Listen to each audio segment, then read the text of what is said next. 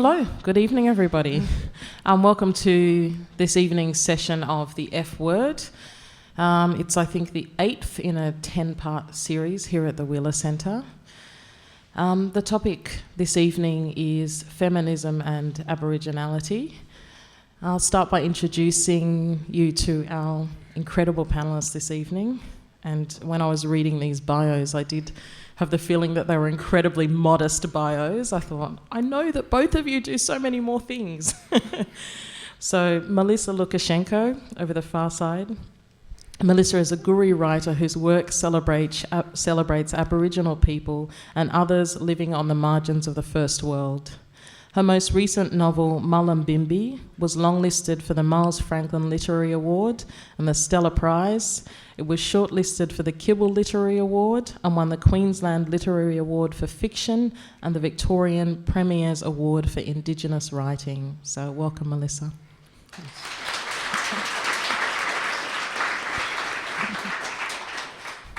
And next we have Celeste Liddle.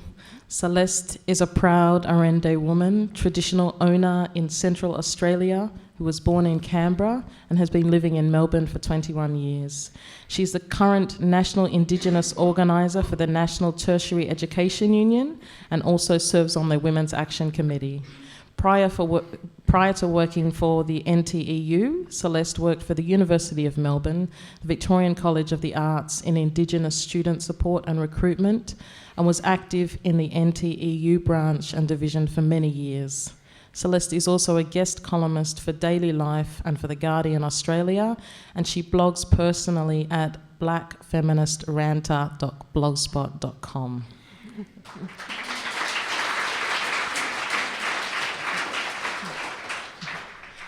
So I thought I'd start, my name's Maxine Beneba Clarke, I'll be your host for this evening. I thought I'd start by finding out a little bit, I guess, about how our panellists came to feminism, which is what the first question I tend to ask at these events. So we might start with Melissa. I guess I'm wanting to know a little bit more about when you knew feminism was a concept, whether it was overt or whether you grew up with strong feminist role models in your life. I grew up with strong women around me, my mother in particular, but the language of feminism was never used in our house at all. And I guess the first time I would have identified myself as a feminist would have been around about the age of 20, I suppose, when I got to uni and got radicalised, for want of a better word. The example my mother set was that women not only could do anything, but they had to do everything. So it's a double-edged sword of being a strong woman that also means that you are the strong woman who therefore, keeps the family together in lots of ways. But having said that, I grew up in a patriarchal family at the same time, so mum wielded a lot of stoic power. Then later in life, I got more exposure to a lot of older Aboriginal women who I guess were more feisty than mum. My mum was a survivor and a stoic, patient woman who just endured and endured and endured. But meeting people like Auntie Barb Cummings in Darwin, Auntie Jackie Huggins in Brisbane, the late Ysola Best in Logan City, women that... And Auntie Maureen Watson, women that would take a fight up to absolutely anyone, including, in the case of Auntie Maureen, punching coppers out at a demo one day. So a wide variety, but the language of feminism came to me pretty late. Mm-hmm. And what about you, Celeste? I've been an identifying feminist since I was 15, so I think that's when I discovered the word, and I took on the title Ms. because, Miss had nothing. I didn't see the point of being identified from marital status, and even though I wasn't actually legally allowed to get married at 15, it didn't seem to matter.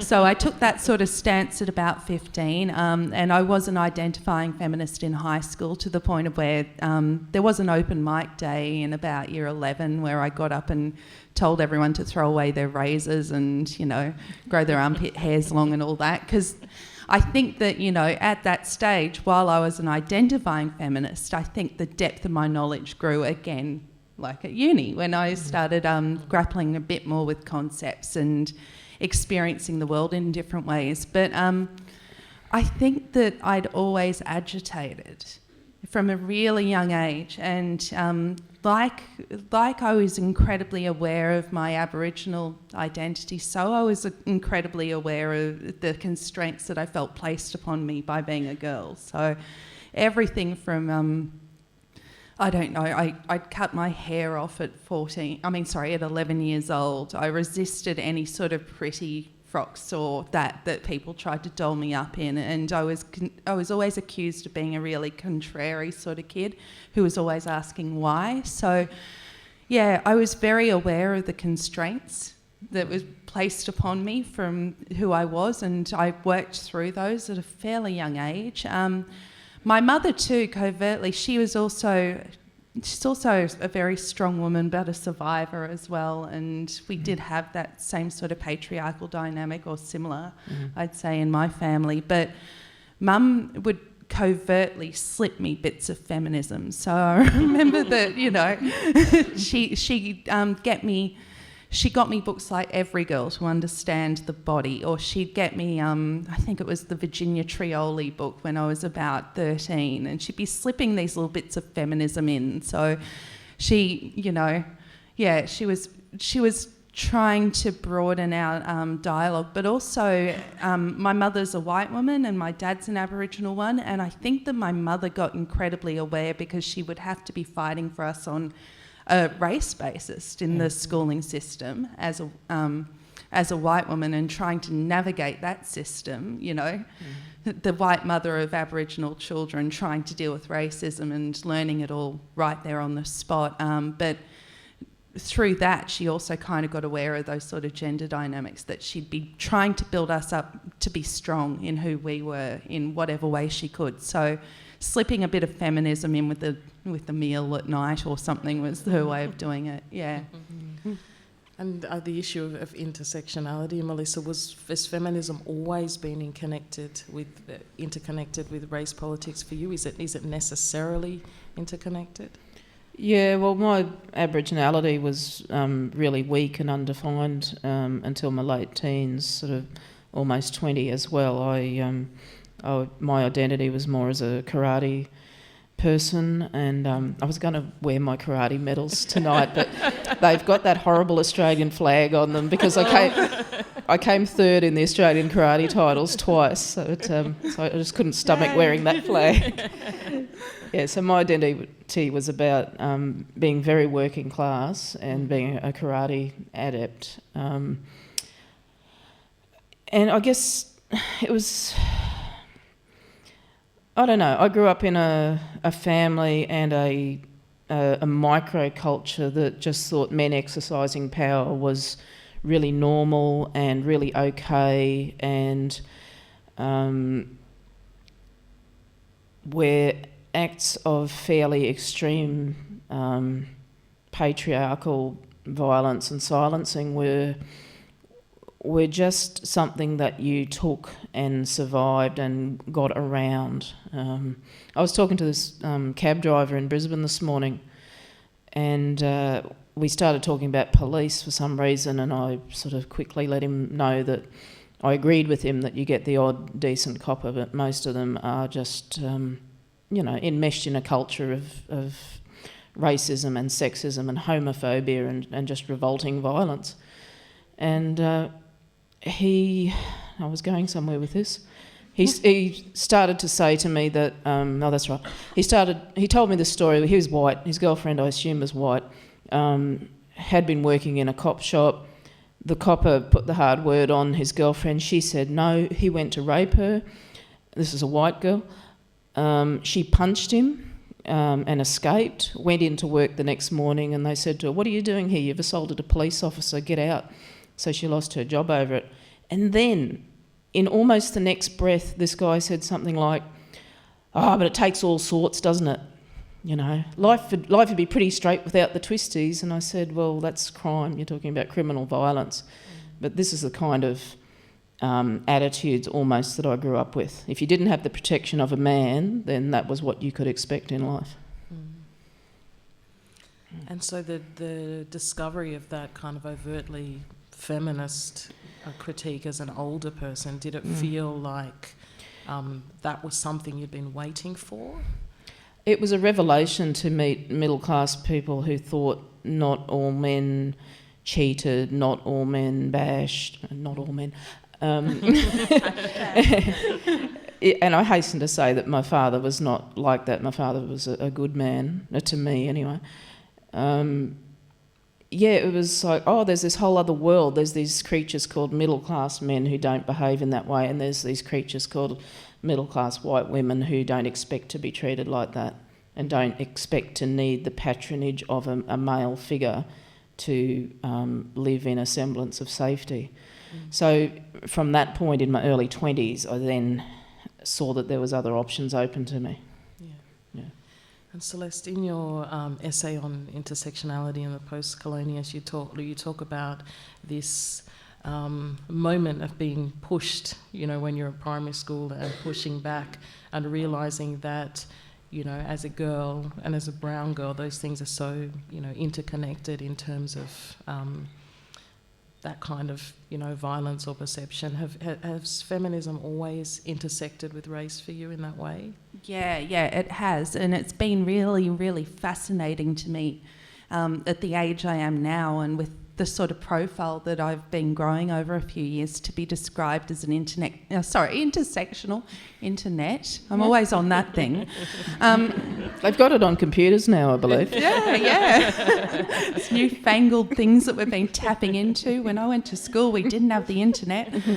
An intersectional feminist. So that was a label that was actually put upon me. But the thing is, I don't know any other way to come about this. I mean, these are my politics. This is my identity. I've always been Aboriginal. I've always been, a girl or a woman, and I've always been from a working class background. And so, maybe that means intersecting, but I always interpreted it as a fairly sort of radical idea that those at the bottom of the bottom of the ladder are the ones that need the most assistance, and once they're liberated, everyone else is. But that incident happened at primary school when I was 5 years old, and that was I was in Canberra, so it was kindergarten, but I believe it's called prep here. This other little 5-year-old girl in class pushed me and called me brown bum. And it wasn't dealt with by the teachers. And indeed, my school report at the end of that year was, Celeste is a very conscientious student and, has made great strides in her reading and her math this year. She just needs to learn how to watch her temper. Because I kind of went off my nut after I'd been pushed, which I think's, a fairly reasonable thing. But that was in my life, growing up in Canberra, where there was a fairly sort of a strong bunch of Aboriginal family around me. So when my family was living there, my dad, a lot of his cousins and uncles and that were working in the public service at the same time. The tent embassy was going on, the land rights movement was in full flight. So I'd had a lot of that sort of community around me at a very young age. And I think that at 5 years old in primary school, that was the first time that it was pointed out to me that I was different racially, and that was an issue. But it had been pointed out to me before then that, I was different in a gender perspective as well, and I'd observed that as a little girl, because you'd see in a lot of those movements, you'd see these angry black men talking about rights and all of that, and meanwhile the women would be running around after the kids or trying to get food going or everything else. So, the men would be thinking they were running this stuff. Meanwhile, the women were pretty much, told that they had to do everything else. And I got aware that that was what would probably be expected of me, as opposed to being one of those angry sort of people ranting on about politics, which I've failed, clearly. I don't do that now. But I don't know anything. And the concept of money. We weren't a moneyed family, and I did go to a public school as a little kid in Canberra, but nearly everyone went to public schools in Canberra because, it's kind of, you got your left wing white collar sort of workers. So there's a real investment in the idea of public education, public health, and that. So you'd experience those sort of moneyed strata within that sort of environment who had the better shoes, and we never did, and we never had the better clothes. We always had to wear school uniform because we didn't have anything else to wear. So I don't know how to be anything but an intersectional feminist or an intersectional Indigenous activist or an intersectional unionist. These are all things that I am and have always been. Yeah, and just hearing you talk, Celeste, makes me reflect that if you look at Aboriginal tradition on the East Coast, at least, I have no authority on anything much, but I can speak about the East Coast area a little bit. Intersectionality is what's built in to the nth degree in traditional culture, because it's all about a flat hierarchy. In some areas, nations are patriarchal or matriarchal, but even in that context, hierarchies are flat, power is shared, and I think there was a Guardian article the other day pointing out that knowledge transmission through stories is always it's always taking note of different voices. The holding of knowledge is never in the hands of one or two people. It's spread far and wide, and that means that stories can be passed down over thousands of years. And that, to me, is intersectionality, because it means women are important, men are important, the trees are important, the rivers are important, the stars are important. So if you want to expand intersectionality out, as far as it can possibly go, I would say that is East Coast Aboriginal culture. Yeah, no, I'd say, even similar with the blocks of stories. So traditionally, things like corroboree go on for days rather than 20-minute ceremony. It was because different parts of the story were being brought together and then transmitted in the same area. So people were knowledge keepers of that, but also to the way that families were structured, based on skin and that. Someone who was a female could be referred to as my father, or there were those sorts of variations. So yeah. And I believe in Bundjalung tradition, one belief, which wouldn't have been universal necessarily, but one belief was that if you're male in this life, you'll come back female in the next, and vice versa. So, that embeds into a culture an idea that you better look after the other gender, in a respectful way, because it's going to be your turn next. I want to perhaps pick up on something you said, Celeste, talking about this idea of if you liberate the most oppressed people, then everyone else is liberated, which is something that, as you talk about in your essay, came out of the early 70s Kambahi collective, feminism, women of colour in the States. And I wanted to talk to Melissa, because I know you've had the opportunity to interact with luminaries like Angela Davis and Alice Walker in Australia over the last year or so, to ask you to speak about perhaps the connections and the differences between women of colour feminism and Indigenous feminism as a distinct entity and idea, I guess. That's a pretty broad question. I guess what struck me when I first met Angela Davis about 15 odd years ago at a Sisters Inside conference was her unswerving commitment to revolution on class grounds as well as on race grounds and gender, although I don't remember her talking about gender as much. I think Auntie Angela is first and foremost someone who wants to upend the economic and political system of the states, the US. She talks about prisons as a place, as a site of racial and economic violence, and that prisons as warehouses where modern capitalist societies warehouse their social problems rather than actually dealing with them, which would mean fundamentally changing the economies.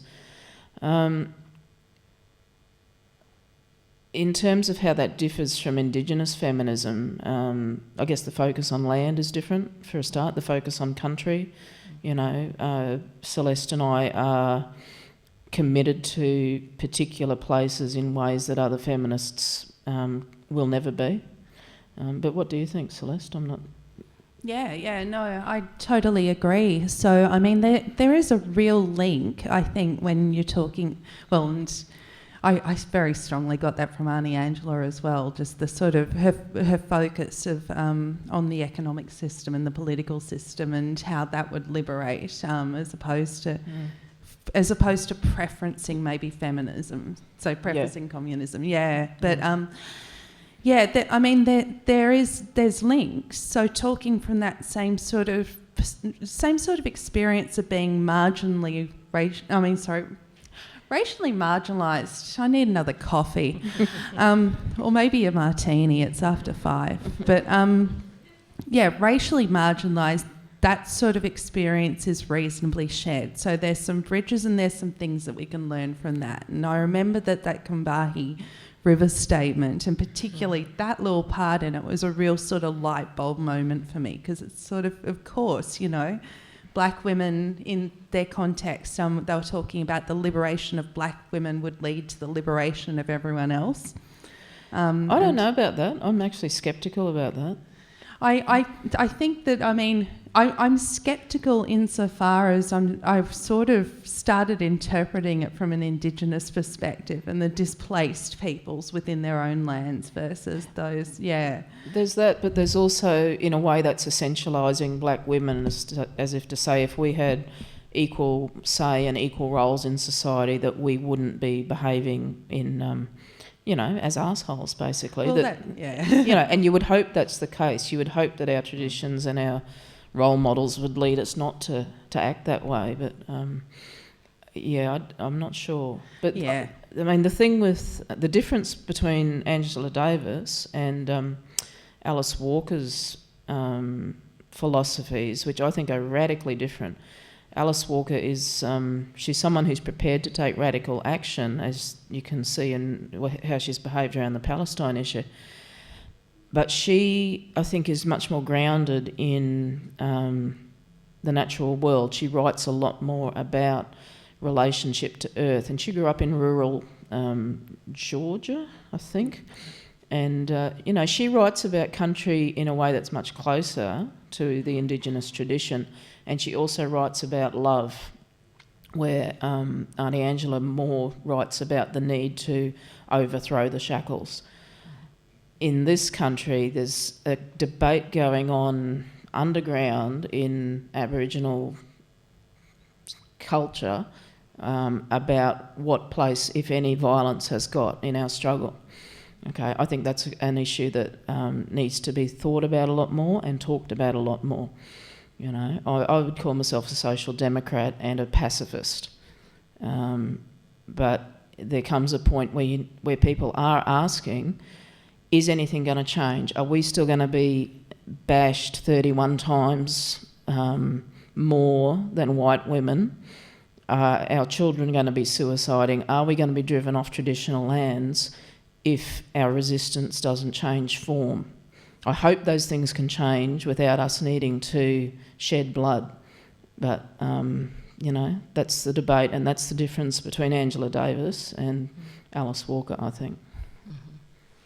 And that, just going back, for people who don't know, the Combahee River Collective and Statement really grew out of women of colour's objection to white feminism, I guess, and the way that it excluded them. And of course we can't talk about Aboriginality and feminism without talking about the ways in which white feminism in this country has failed Indigenous women.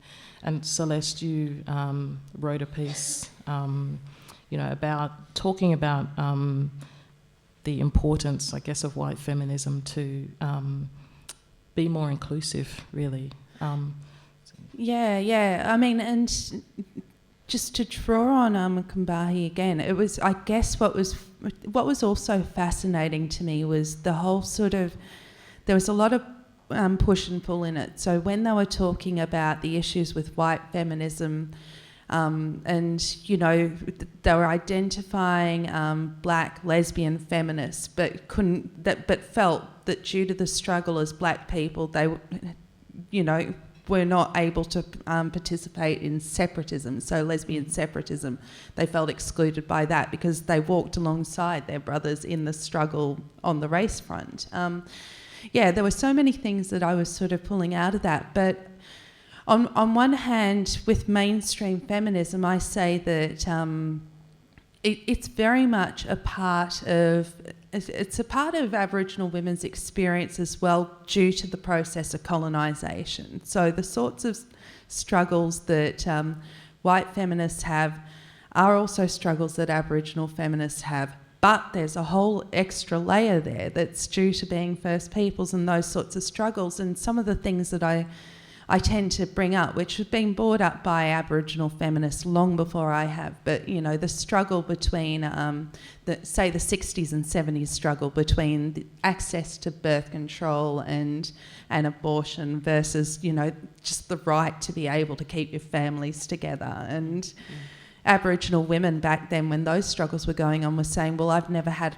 trouble accessing abortion, and, you know, I know women who've been injected with birth control for years against their will. And, you know, even if we fast forward to today, I mean, things like the Northern Territory intervention, and people were, and even the Stop the Forced Closures of the communities, and the fact that Aboriginal women's voices will be used all the time as an argument for these sorts of policies to put in place without actually talking to these Aboriginal women and seeing what they what they thought about it. So, you know, we're stopping the we're going to close these communities because there's an issue of domestic violence against the women in the community, but how about speaking to the women and what they want? So that I think that, you know, we do deal with the mainstream feminism through colonisation, but that additional level of experience due to First Peoples' experience in the displacement often gets left out and needs to form a bit more of the dialogue. Yeah, there's a phrase in Bundjalung which is binang gunj. Binang gunj. Binang means ear and gunj means broken. And it's the experience of most Aboriginal women I know that the capacity of mainstream Australia to listen, like really listen, not just stop talking while we talk and then start talking again, is really limited, and that it's frustrating not just because the Aboriginal women's experience doesn't get to be voiced and understood, but because the whole debate then can't go to a more sophisticated level. You know, there's been 60 or 80,000 years of feminism here. There's been 60 or 80,000 years of people working out how to live respectfully together. There's been 60 or 80,000 years of women raising families and being economic managers and being religious leaders and doing all the kinds of things that we would want to do today. And it's a matter of mainstream Australia actually understanding that there's stuff that they can learn from us. Not that, you know, not extend a helping hand to lift us up to your level, but to actually shut up long enough to understand that there are things that you're ignorant about, that there is wisdom and leadership in Aboriginal women and in Aboriginal men that can benefit the whole country. That's the thing, yeah, that continual paternalistic approach, and you put it better than what I was saying, but the fact that Aboriginal women in particular will be subjected to more government regulation, more policies, more sort of, and we'll have to, I mean, Aboriginal women are the biggest survivors in this country because, you know, they've had to try in the face of violence through the frontier wars, beyond the frontier wars, keeping families together, anything beyond that.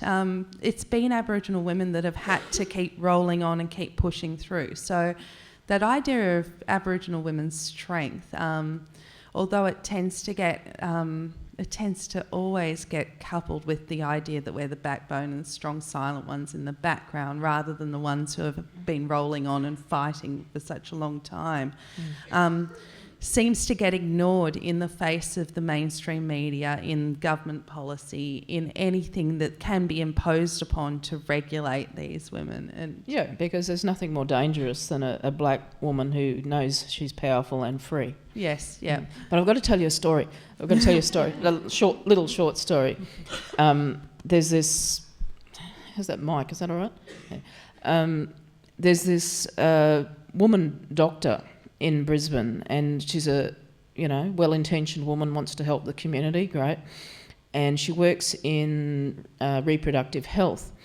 So she goes out to Central Australia, out to the lands where the Maralinga type area. Yeah. I think it was that area. Don't quote me on that. And with the posters of how to understand, like how to do the birth control and the, look after yourself, pap smears, all that sort of thing. And she'd done her homework, so she knew that she had to take an Aboriginal health worker with her, and she knew that only women could talk to the women and men would talk to the men. So the men doctors and health workers went off with the men, and she went with the Aboriginal health worker and sat down with the women. So they all sit down somewhere in the shade, and the health worker says, this lady's here to tell us all about women's business, your insides and how to stay healthy and strong. And she got out her posters with the picture of the uterus and the ovaries and the birth canal, all that, and she explains about ectopic pregnancies, fallopian tubes and all that. And the women are there, some of them are painting, but most of them are weaving. And they listen to her politely and, nod, and she has a bit of chit-chat and packs all the stuff up and goes back to the car. She said to the health worker, the women weren't very communicative. Could they understand my English, what's going on? And the health worker said, oh, yeah, they understood. And she said, well, what's going on? She had one of the baskets that the women were weaving, and she showed it to the doctor, and she said, see this pattern on this basket? She said, yeah. She said, the health worker goes, here's the ovaries, here's the uterus, here's the birth canal. The women have always known this information. It's been in the weaving of the baskets for tens of thousands of years. So yeah, they understood what you were saying. Thank you. So the question of policy, Kelly Briggs, who's not here with us this evening, she wrote an excellent article about her experience as an Indigenous mother and her experiences with truancy officers and things like that, and the way that it impacted her more because of intergenerational trauma than it would perhaps impact somebody else. And so I guess I wanted to ask, what's the starting point? What is the starting point for involving Indigenous women in policy? Treaty. Yeah. You go. No, I'm just sort of, treaty. Yeah, I mean, I'm really... Obviously, I'm pretty hardcore on that sort of front, but for me, the whole issue, this country still, and we're talking, and I always stuff up my math. One of my biggest jokes is I dropped out of my science degree and eventually became an arts one, so I left all the math behind then. But I bet you understand the skin system. Sorry? I bet you understand the skin system and the maths in that. Oh, yeah. I'm good with that.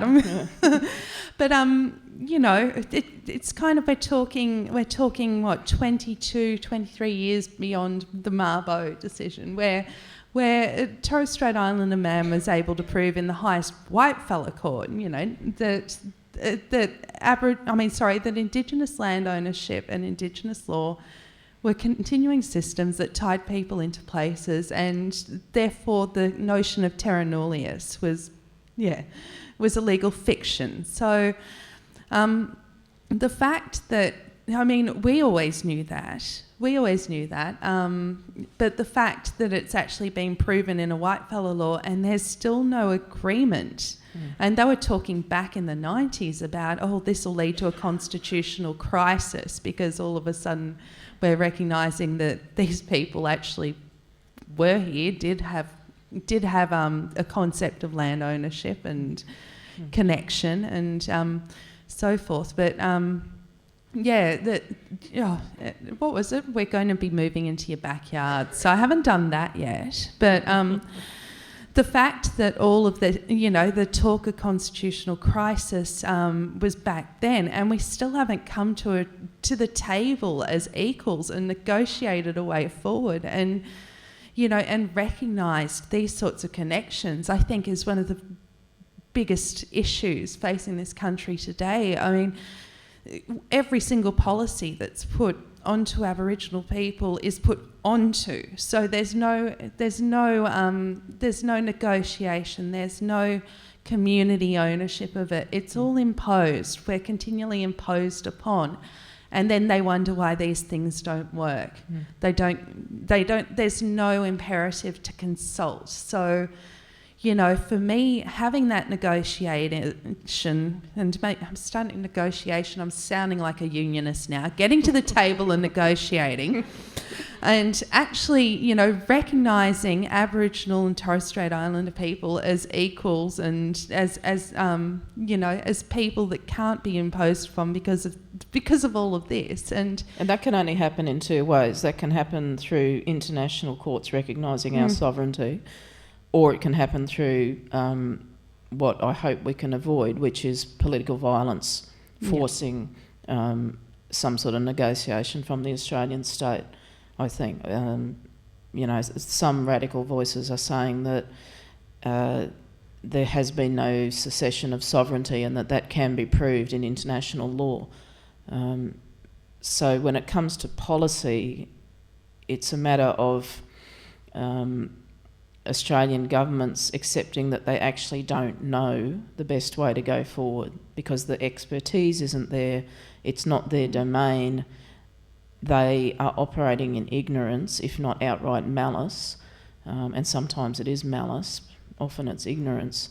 And so without treaty or treaties, there can be no way forward. Alexis Wright has done some excellent work around sovereignty and this, and she also talks about the sovereignty of the mind, the sovereignty of the mind, us as Aboriginal people retaining sovereignty of our own mental faculties as we struggle with neo-colonial reality, which is really important as well. And what role does feminism, Australian feminism in general, have to play in supporting Aboriginal women and Aboriginal feminism? What does being an ally look like? For me, one of the biggest reasons why, because I think I always refer to my accidental writing career. I started up Rantings of an Aboriginal Feminist 3 years ago in June, and 6 weeks after I started it, I was published. And, 6 weeks, 6 weeks, It's pretty good. But my writing from there has just continued, and it's never something I set out. But one of the key reasons why I've kept writing is because I think it's incredibly important. If I'm there in that space and I'm representing the sorts of views I am, which is fairly, radically left-wing Aboriginal feminist views, there's a space not only for other people who have similar views to come along with me, but the right for Aboriginal and Torres Strait Islander people to show dissent with my views and do it publicly. So it's about opening up those spaces and allowing the conversations, and that's what I see for feminism too. it's not just about inclusion of us, so that you can say, okay, so we've consulted with this one Aboriginal person and she's said this and therefore this is how we're going to move forward. It's about actually carving out that space and allowing the discussion and actually sitting down and listening. So, I think that sometimes allies try almost too hard to represent everything they're not, without bringing along those people who are to take up that space. And that's what I'd say needs to happen more often. There needs to be more discussion, more dialogue and more listening, so that we are bringing the most vulnerable in society, and along with us, and they have the right to actually the right to be liberated. My God, the right to a better life within it. So it's not just the people who are already the people who are already at the top of the feminist movement who are benefiting the most from it at the end of the day. Mm-hmm. The best thing that allies can do is clarify their values, clarify their own values. Who are you prepared to include in your feminism? Who are you prepared to share power with? What should Australia look like? If you haven't asked yourself these questions, there's no way that you can operate in a just way. There's no way that you can be real about approaching First Nations or people with a disability or people with all kinds of different ways of being marginalised, unless you know what your values are. If it's just some fuzzy thing of, someone yelled at me last week, so I better pay a bit of attention to that for 5 minutes, that's not a sophisticated way to live or to think. So what are your values? And what kind of Australia do you want to live in? Mm-hmm. Yeah, the questioning of individual privileges and that too. Breaking down what your privileges are and being honest about what they are. Yeah. There's nothing wrong with being honest about them. Yeah, it can be scary, I was having a conversation with Maxine this afternoon talking about skin tone and how, as a apparently white woman, I can walk out my front door any day of the week and walk down the street and I'm not going to get racist vitriol unless I choose to identify that I'm Aboriginal and that I don't like the way things are right now. Okay, that's not a privilege that's available to women who look Aboriginal in Townsville and get spat on in the street by strangers, or for African women, in Sydney, or for women who wear the hijab. It doesn't actually have to destroy you to acknowledge that you have strengths and privileges as well as weaknesses and exclusions. But if people can be real and say, well, my values are this, my values are that when the woman on the train, like Celeste last week, when someone on the train is being racially abused, I'll get in the way. I'll do something about it. When someone in my workplace is putting shit on Muslims, I'll get in the way of that, I'll interrupt it. When I see a public event with no Aboriginal voices for the 3rd year in a row, I'll voice some concern about it. It's about who you are. Mm-hmm. I think that's probably a good note on which to throw it open to questions. So, hi, sorry. Thank you very much for speaking to us. It's been a joy to listen to both of you, Melissa and Celeste. I just wanted to pick up on something that you mentioned earlier, Melissa.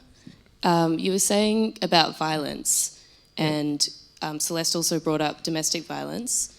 I was just wondering, when you said that there's a debate about violence and the position of Aboriginal women, were you talking about several layers of violence in terms of colonial white Australia and within Indigenous communities? Did you mean... I was just wondering if you wanted to expand on that at all, or... I'm not quite sure which bit you were talking about, but yeah, of course we experience violence at the hands of the state. structural violence in terms of housing and health and unemployment and poverty generally, and family violence, whether that's at the hands of white partners or Aboriginal partners or other partners. You get the whole kaleidoscope, often if you're an Aboriginal woman. There's Aboriginal women out today who, a few weeks ago, a woman in my far extended family went and assaulted a police officer so that she would be locked up, because that was the safest place for her to be that night, because it was safer for her and more pleasant for her to be in a jail cell than to be at home in country New South Wales. The violence is extreme for a lot of women, not everyone. I haven't been hit for, 20 years, 25 years. I think the violence I was talking about was political violence, which some on the radical fringes are saying is what is needed if there's going to be any shift in our circumstances in Australia. People. I talk about this in an essay I just wrote for Meanjin, and again I'd stress that I'm a pacifist. I'm not prepared to shed blood in order to advance a political cause, but some people are. And I think it's a really good thing that Abbott got the flick, because I think the longer Abbott was in with his lunatic agenda, not that Turnbull may be much better, I'm willing to give him 5 minutes to see if he is. I think he's at least sane, which is a start. But I think if Abbott had stayed in, that we would have been getting much closer to a point where armed struggle would become more of a reality. Well, yeah. I mean, I'd agree with that. The talk of treaty has often been coupled with the talk of retribution, which involves that sort of idea a lot of the time. It's not the sort of road that I take on. Like I said, I'm hardcore sort of pacifist, but direct sort of sitting down and occupying and all that. I don't mind a bit of that. Yeah, but that's non-violent action. Yeah, that's I like a bit of non-violent blowing up buildings action. or shooting people. No, but retribution is forming part of the negotiation process. So the fact that a violence was done and therefore there's a violence that's committed back in order to be square is something that I do hear talk of sometimes, and it's Well, Angela Davis says it's self-defence. That's her position, and the inquiry on Palm Island at the moment is talking about, when Mulrunji was killed in 2004, that police had guns to the head of little children, and I was told that when I went to Palm Island, I think the same year. I think it was the same year, very soon afterwards anyway. And it actually didn't shock me. And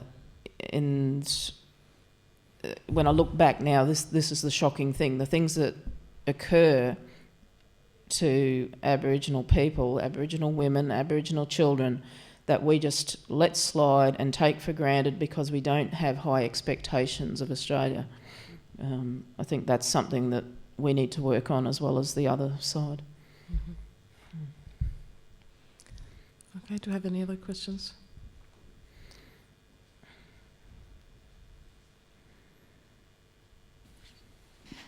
Hi, my friend Brooke is from the Waka people, and she reflects, I guess, a feeling of a growing patriarchy within Aboriginal culture. And her experience, she was saying, is that it has to do with, I guess, a stolen identity and clinging to gender roles as being a way to, I guess, take back some identity that has been stolen. Is that just my friend's experience, or is that a widely held experience that you'd like to comment on? I think it's a real mix. I mean, Melissa was talking, there were cultures that are patriarchal. There have been a lot of patriarchal sort of issues and people that we've dealt with over the years.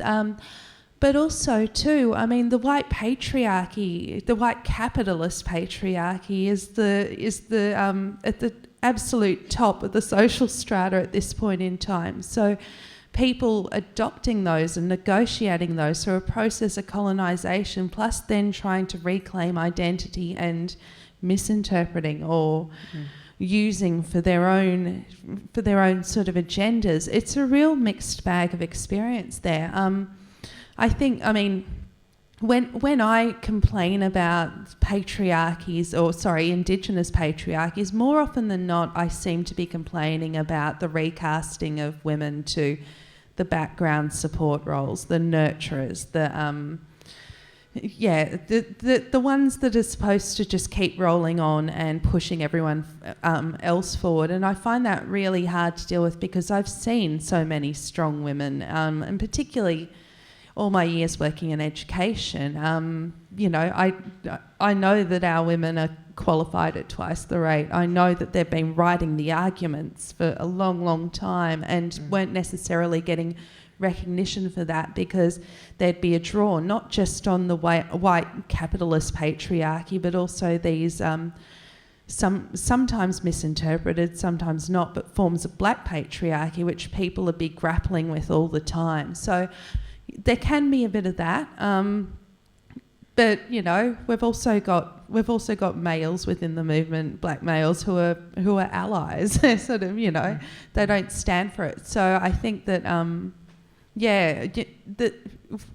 I don't know anywhere that we don't grapple with patriarchy in the broader Australian context, and I think that plays out in slightly different ways within the Indigenous. Yeah, and we're many Aboriginal cultures, not one, as you probably know.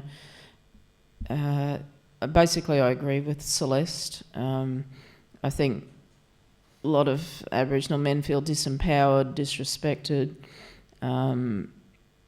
as though they're failures in the eyes of their own families and the wider society, and so they will grasp onto some distortion of tradition and fail to see that in the traditional culture that I'm aware of and that I've been exposed to, men didn't try and denigrate women or put women down because women have their law. Women have their dreaming songs and dreaming stories. Women have their totems. Women have their power. And so it's often an artefact of colonisation that men will try and raise themselves up at the expense of women.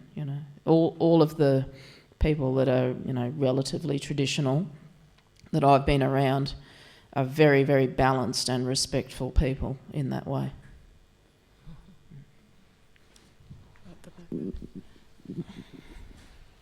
Hey, I just wanted to thank you so much. Actually, I'll just, sorry to interrupt you, I'll just add something to that. I'm thinking in particular of a fellow from Borroloola who lives in Brisbane, and he's a man of Aboriginal law. He's been through his third law, which means that he's very highly regarded by his mob, and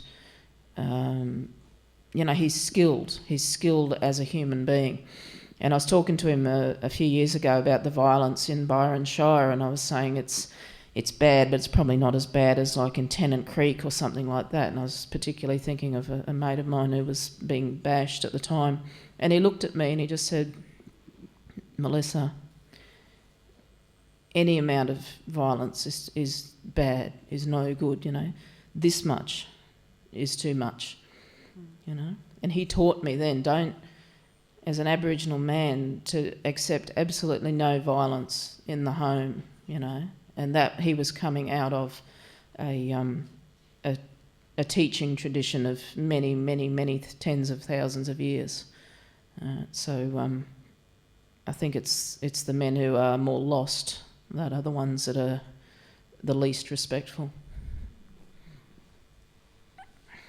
Hi, thank you so much. I've really appreciated tonight. I just wanted to ask you, I've been thinking a lot about the transformational activity of rage, and that it shouldn't necessarily, that these ideas that we're talking about tonight shouldn't necessarily be, have to be articulated in the most acceptable way, that rage is actually a really transformational tool, and that this kind of like tone policing about the most acceptable way to kind of present these ideas to oppressors should be kind of like deconstructed and criticised. I was just wondering whether you could talk about rage and acceptability or something. I think we'll disagree here, but you go first. I'm wearing an anti-fascist t-shirt right now. I've always kind of said what's wrong with angry, and I think it's because if you can look at the world and you can see stuff that actually angers you or makes you feel rage or whatever else, then it can actually compel you into action. So for me, there is a slight transformative power within recognising rage and anger and then acting upon it. But when I say acting upon, I don't actually mean returning that anger or returning that rage. I do mean looking at other sort of ways to actually challenge the systems that you see creating pain or you see creating any sort of rage or issues for other people. So I do see that it can be slightly a transformative tool. I think that the danger lies within it becoming the only transformative tool. Rage is an expression of powerlessness. Malcolm Turnbull isn't filled with rage, I would assume. Bill Shorten probably isn't filled with rage. And, I continually go back to my Aboriginal tradition as taught to me by the women from my area and other people that I've been influenced by. Anger is a really powerful tool, you're right. It can transform and it can shift things. But as an Aboriginal woman of mature age, it's not even as a woman, as an Aboriginal adult of mature age, it's my responsibility to care for everyone. This gets back to what I was saying before about we invented intersectionality. So if someone comes to me and I see them as an oppressor, to use your term, and if they are someone my age and if they're someone who's powerful, who I can speak to, if I think my anger can be directed at them and change something for the better, I'll do that. But I'm a powerful person, I scare people even without trying to. So it behoves me as a powerful adult to be very careful with my anger, all right? Because just because I'm an Aboriginal woman and queer doesn't mean that I don't have power that I can abuse and become the abuser. There's a place for anger, but we have to be very careful about what we do with our anger. We might take one last question from the floor.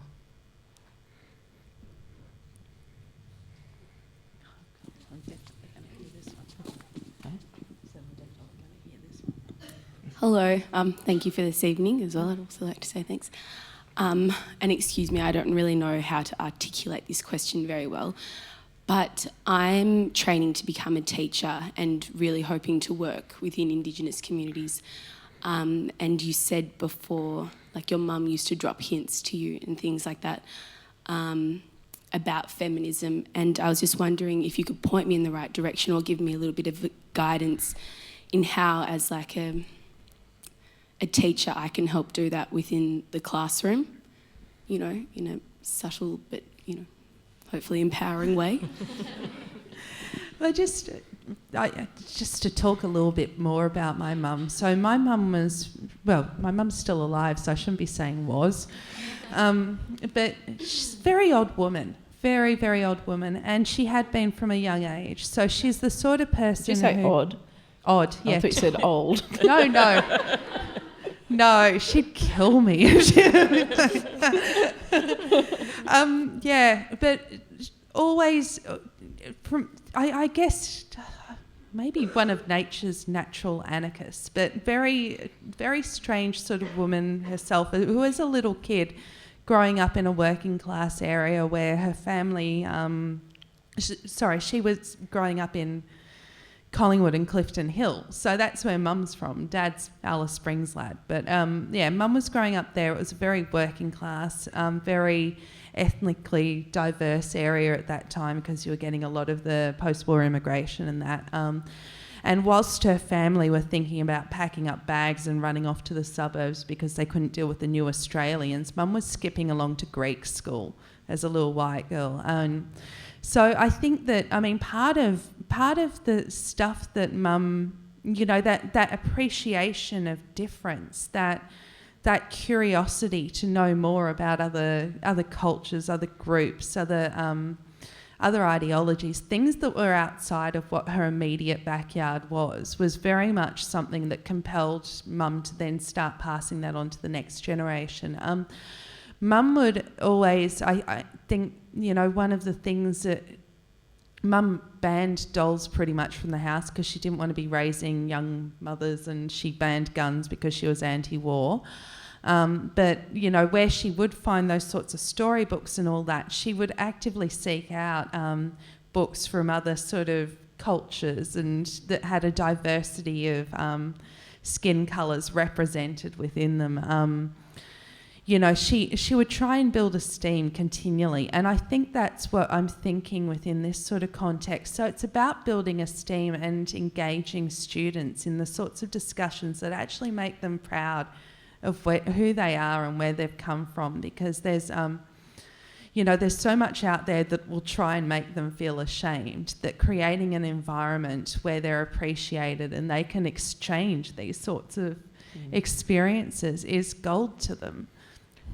Yeah, while being aware that also opens up kids to the great kaleidoscope of Australian racism, and to be really careful of that and not expect kids to be the experts on their own culture and to be able to articulate that, because that can be a real burden for Aboriginal kids.